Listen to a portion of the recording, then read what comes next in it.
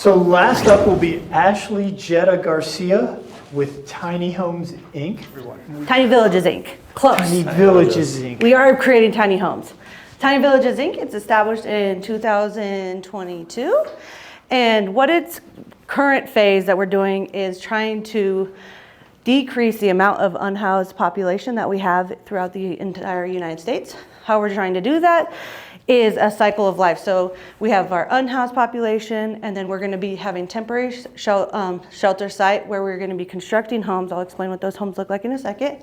And then we have people that will be, which we call villagers, will be moving in.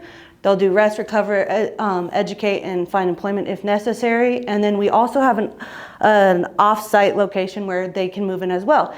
And how are we going to do this? We have a threefold: housing, agriculture, and innovation. And that's the overarching of Tiny Villages Inc.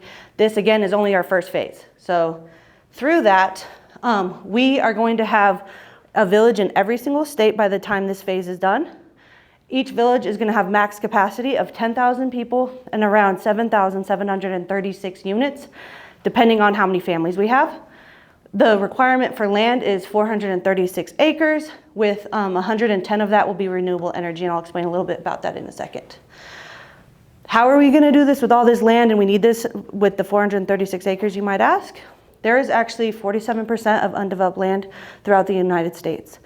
And so with that, we're going to be able to acquire housing, renewable energy, and various other items within each of our villages. Every single house will be self-sustaining, so a wet room, kitchenette, sleeping area. We will have different areas within each of the villages. So chronically housed individuals, families, youth, and then our satellite campus. And we can literally cookie cutter everything we're doing. And how are we going to make money? We're going to have a city center where the villagers meet the exterior environment. So we have a community center and everything like that, plus bunkers for databases, which will live underneath the agriculture. In addition, we're going to be having a bunch of solar and everything else.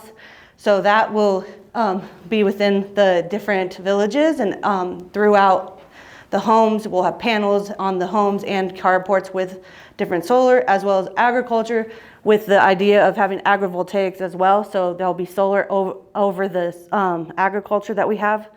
And how do we do distribution? We have our outreach program. In addition, we're looking for donors for our digital twin model, which is a 3D model, and we add in a bunch of other stuff on our servers to make it more efficient when we create these villages.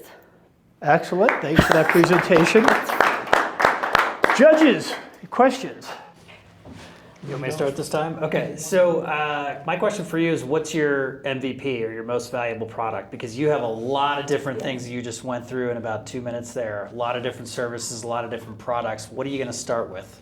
We have two different things we're doing. First and foremost is our digital twin model. We're trying to create our own so that we can actually build our villages on servers. And then when we go and do the surveys of the land and everything, we're able to create that and generate it on the server before we go and build the entire pilot program. We're trying to do a pilot program here in Colorado first with 1,000 residents. Okay.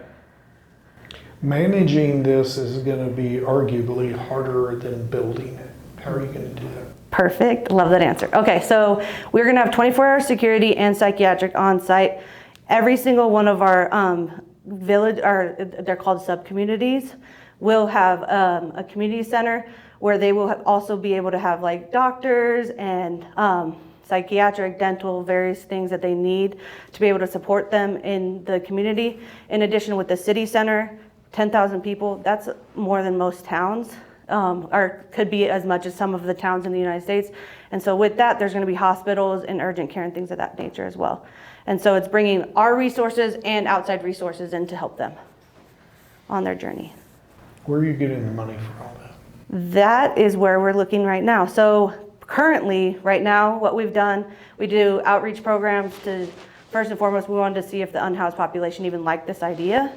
And last year when we were able to get $8,000 to give out to brand new backpacks and everything else to the unhoused, every single person, except for about 20 because they were not US citizens, they all signed up on our waiting list. In addition, merch.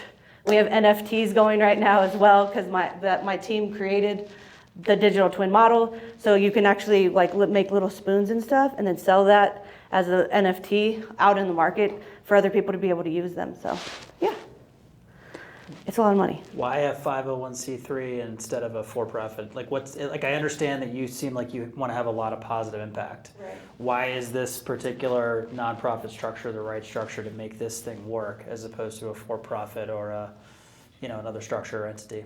Tax benefits. So I'm a real estate investor and normally, and so this is just me trying to do tax benefits and seeing if we are able to get more grants and things of that nature to be able to do this with the 501c3. Got it.